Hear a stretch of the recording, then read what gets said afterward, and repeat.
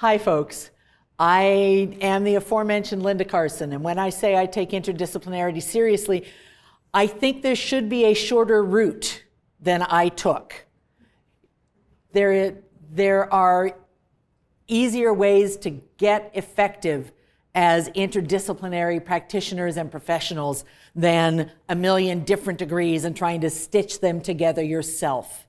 And that's really fundamental to the DEI program and to one of the courses in the very first term, the course on working in teams. I've literally pulled these slides from that course content. I didn't write you something new. I went and said, if I only had 15 or 20 minutes to share with people the most powerful things about how to be effective in or when leading an interdisciplinary team, what are the pieces I most want to share with you? And it's going to come down to communication. So literally, if I only had time to tell you 3 things about communication and interdisciplinary teams, these are the 5 things that I would cram into that time. I would tell you that culture matters and that it is largely invisible to us. I would tell you that how we communicate is at least as important as what we communicate. I would tell you that interdisciplinary teams fail. Interdisciplinary teams fail because it's easier to talk about what we have in common than it is to have fruitful conversations about the things we don't have in common. I would tell you that you can't mandate trust. You have to build it to build an effective team. You can't just tell people to trust one another. That whole let's go on a team building retreat and do trust falls nonsense, that's ridiculous and does not help anybody work effectively in teams. And I would remind you that communication is an active two-way process. Like trust can't be mandated, communication is not dropping something off on somebody's desk and saying, there, I have effectively communicated. Now, let's see how much of that I can unpack for you. David Foster Wallace probably told this parable the best, although I don't know that it's original to him, that there are these 2 young fish swimming along and they happen to meet an older fish swimming the opposite direction, who nods at them in some friendly older fish kind of way and says, "Morning, boys, how's the water?" And they swim away and wait until they're out of earshot for one to say to the other, "What the hell is water?" For the purposes of this conversation, the water is culture. You are swimming in culture all the time, and it is mostly completely invisible to you. It is so inherent to the way that you work. Now, culture is not just the country or the ethnicity that you were brought up in. It is your disciplinary background. It is your faith. It is expectations of your family, the society around you, the organization in which you're embedded. All of those things have a huge impact on the way that you collaborate and communicate with other people. And culture is almost entirely invisible to us. So, in my family, for instance, my mother will say to me, and I checked in on this with her, so she's okay with me saying this to you. My mother will say to me, "Linda, do you want a cup of tea?" And if you were naive to my family, you probably thought that means, "Linda, do you want a cup of tea?" That is not what it means. Any speculation about what it means when my mother says, "Linda, do you want a cup of tea?" I need to talk to you about something. That's a really good reading of, it's not my particular family's culture, but that would be something that would easily happen in someone else's culture. It's like, separate conversation, this is not my mother, but when your sweetheart says, "We need to talk," that means a thing. But it's not in the words, it's in the cultural context around it. What else might my mother mean when she says, "Linda, would you like a cup of tea?" You're now trying to mind read for a person you've never met or heard of who might not even exist.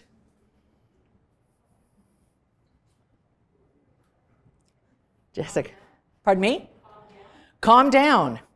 What I love about the answers that I get from this is what it tells me about everybody else's cultural context within their families. And so calm down would be another good thing. That isn't, in fact, what it means when my mother says it. I'm looking around trying to see if I recognize any faces who might have heard me talk about this before. Anybody? Okay. When my mother says, Linda, would you like a cup of tea? What she means is, put the kettle on, I want a cup of tea. But in my family, we don't give orders. We ask if somebody would like to do something for us. And that's a cultural expectation in my family. That's part of the norms and values of how we communicate there. How many of you drive? Okay. In Ontario, ignoring the law, what's the rule when you are in a left turn situation facing a light and the light turns yellow? You all know this rule. You may not know that you know it. Because the law says you stop and you do not enter the intersection. The light has turned yellow. That's it. That intersection is canceled. In Ontario, culture says, the driving culture in Ontario says, 2 people are now entitled to turn left. That yellow light is long enough for 2 of us to get through the intersection, and the person behind you is drumming their fingers on the steering wheel right now if you are not pulling out and turning left. That's not the law. That's not written down anywhere. But once I describe it, every Ontario driver goes, oh, yeah, that's actually the rule. That's culture. I have one more, but I have to put our tech support guys on the spot for this one because I'm not calling anybody out from in here. Gentlemen, you walk into a men's room. I'm going to say, can I ask you?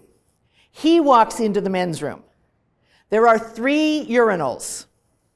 Where does he go? Far left.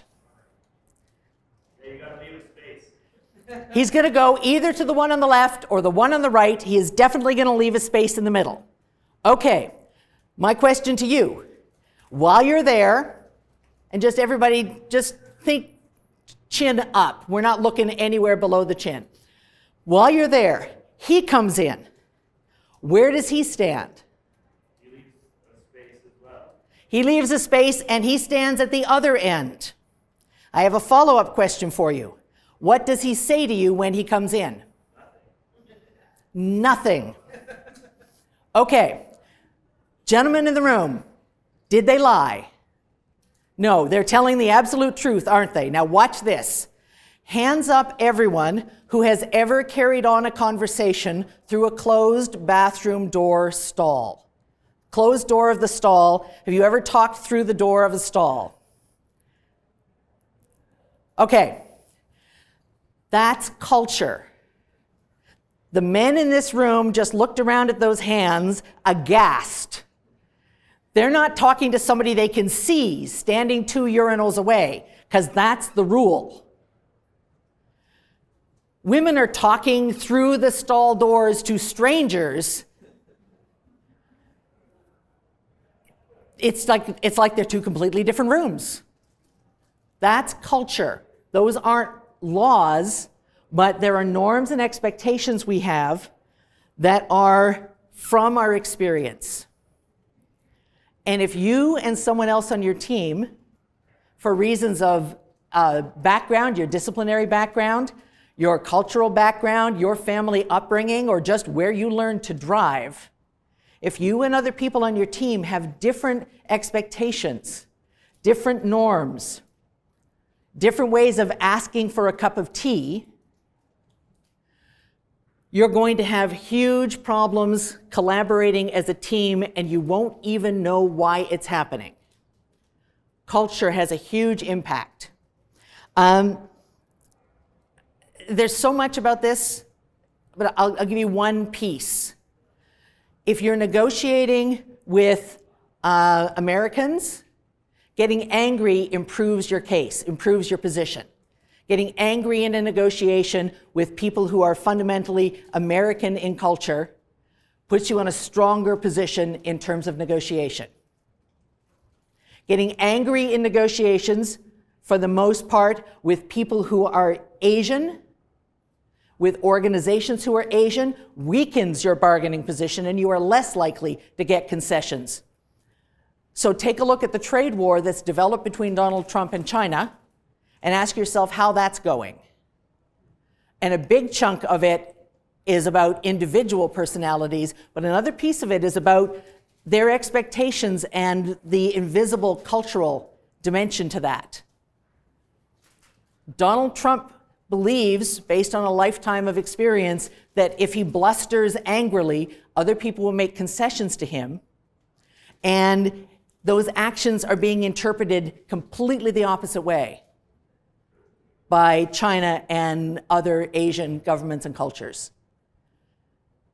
Interdisciplinarity is another aspect of culture that will derail your teams.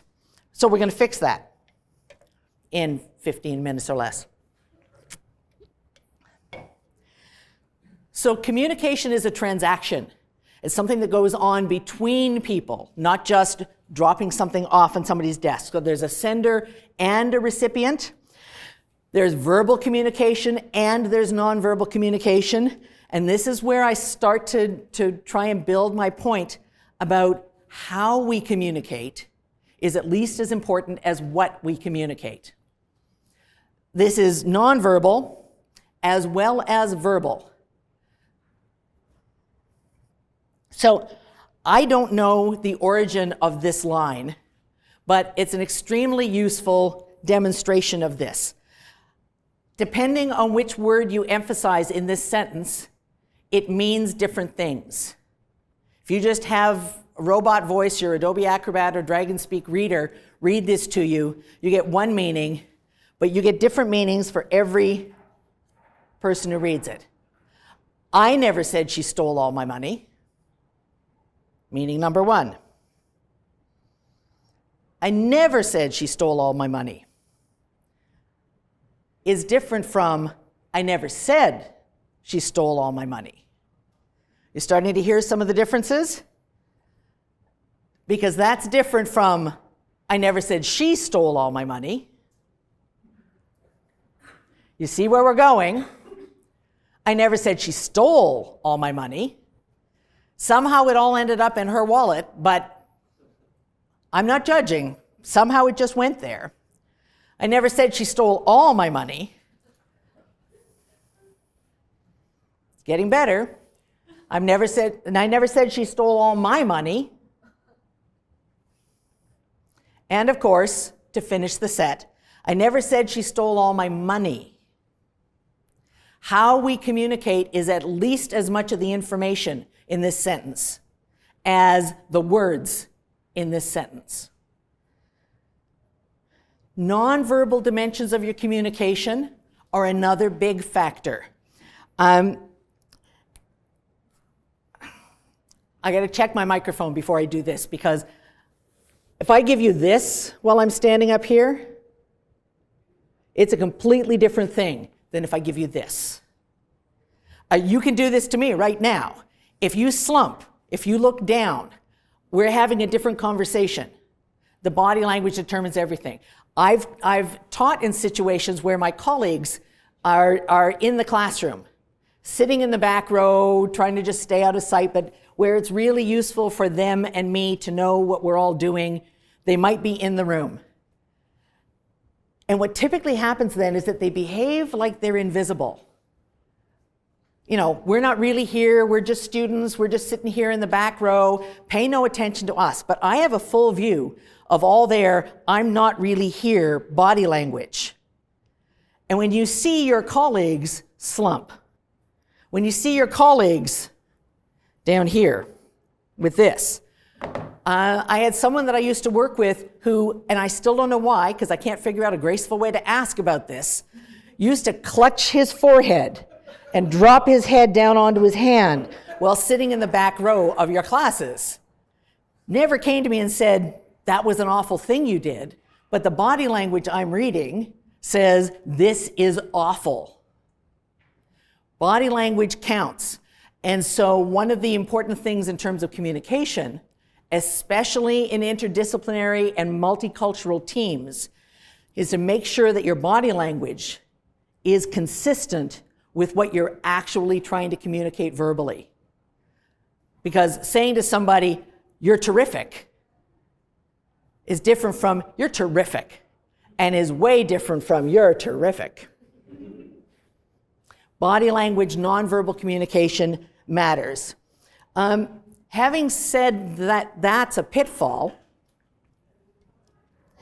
one of the other things that Jessica alluded to, and we won't get much time to talk about here, is how much of working in teams now is virtual. And that's not a trend that's going to slow down anytime soon. So you're going to do a lot of collaboration with other people, mediated by email, mediated by Skype, mediated by Slack, mediated by digital technologies. And for all that, nonverbal dimensions to communication are frustrating and hard to get right and get aligned with what you're really saying. You're going to miss them when they're gone. It's even harder to communicate with purely word channels. So given a choice, for instance, between let's do this with a conference call and let's do this with Skype, pick Skype. Pick Skype, because you get some of those channels of nonverbal communication back. It becomes a lot easier to coordinate all of the wordless give and take that you do, all of the ways that you signal to other people, yes, I'm finished with this point, or I'm not sure what I'm going to say next. Skype. A couple of keywords that I'm going to tell you about again when you come see me in DEI, but that are useful concepts to take away to improve your work collaborating in teams. And one is bypassing. A lot of language is ambiguous. A lot of language is ambiguous, especially when you get into nuanced topics. There are actual words in English, for instance, called contronyms that mean two different opposite things, which is a little bit of a landmine waiting in the language for people who are new to it. But when you assume that everybody in the conversation understands everything that you have said, when you assume that everybody gets it, and that everybody means the same thing by the things they said, you're at risk then of bypassing. Bypassing is taking for granted that everybody understands and just rushing right on to the next thing, which might be, I take for granted that we're all in agreement on this, let's start planning how we're going to execute this project. And you've just completely detoured around the most important thing you have to get worked out first. Are we all aligned? Do we all know what it is we've agreed to do? Does everybody understand what they've agreed to? You've all had a conversation 2 days after a meeting where someone says, oh, that's not what I thought we agreed to at all. The thing that happened before that is the bypassing part. That means it's particularly important to get good at perspective taking. Perspective taking is putting yourself in someone else's position, trying to understand what it is they're noticing, what it is they see, what it is they know. The reason that technical professionals, I'm standing in the heart of the Davis Center as I say this, the reason technical professionals such as engineers, computer scientists, etc., have difficulty collaborating in interdisciplinary teams is because they are not good at sharing specialized knowledge. They don't know what other people around them know and don't know. That's a failure of perspective taking, and it's something you may have to actively do, is to say, how do we exchange information and get an idea of what does a person with this kind of background know and have to contribute? I watched a group of people on a project once, and this is an academic project, but I'm not going to name names or programs, collaborating on a video together, and then I read their individual reflections of the project afterwards and realized they had spent a week working on a video together and had never discovered that one member of their team had a master's degree in animation. Bypassing and failure of perspective taking. I have so many more things that I want to tell you about, and I can see that I'm not going to get to them. So let me go to this slide. Because if I were going to highlight one more thing that I think becomes increasingly important in the 21st century about interdisciplinary collaboration, is that you're not just collaborating with people with different expertise and trying to find out how to surface that expertise and share it. You're also collaborating with people who come from very different backgrounds, in some cases internationally. And you are sometimes, let's just keep layering on the levels of difficulty, you're sometimes doing that internationally. If nothing else, the words time zone should make you weep. The challenges in that are many, and when you're leading an interdisciplinary team, with a strong international mix of people on it, when you're leading an international interdisciplinary team and they are located remote to one another, democracy is all nice. Let's all get along and have a really flat structure. That's lovely. Doesn't work. Now you need a strong leader who's going to take responsibility for making sure everybody stays connected and communicating. And you're going to be that leader. And when that happens, here's the piece I want to make sure you have in your back pocket. Some of the conflicts are going to be because people are jerks. I am not denying that people are jerks. And interdisciplinary people can be as jerky as anybody else. Interdisciplinary people can be jerky in multiple languages. But we all tend to go to that first assumption of the reason we're having this conflict is because that person is a jerk. And a strong leader with a clear understanding of what's important in effective interdisciplinary collaboration on a team always asks this question first. Is it possible that the explanation is a disconnect in culture rather than that this person is a jerk? To always check communication patterns, to always check all levels of culture and say, first, let's start by assuming we hired brilliantly. We put the right people on this project. We've got a good plan for what it is we're going to work on. If this is broken, my first assumption is that there is a cultural disconnect, there's a communication problem on the team, not one of my brilliantly hired wonderful people suddenly turned out to be a stealth jerk. That's where you start as a leader on a team when you're facing conflict. Let's check first and see if we're having one of those anger makes negotiation better, anger makes negotiation worse moments.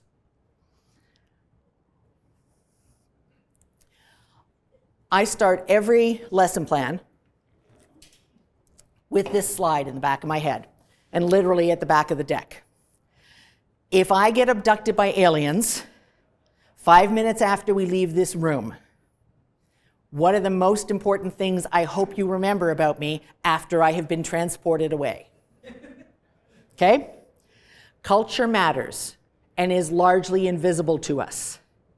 How we communicate is at least as important as what we're communicating. Interdisciplinary teams fail because it is easier for us to talk about the things we have in common instead of the things that we don't have in common. And so you end up with everybody working on whatever that least common denominator is, and all the specialist knowledge that you recruited this diverse team for doesn't get put on the table because everybody's making polite, nice, let's get along conversation about Into the Spider-Verse, and nobody's bringing specialized skills and knowledge into the conversation. You can't mandate trust, you have to build it, not by falling backwards into the arms of strangers. And communication is an active, two-way process.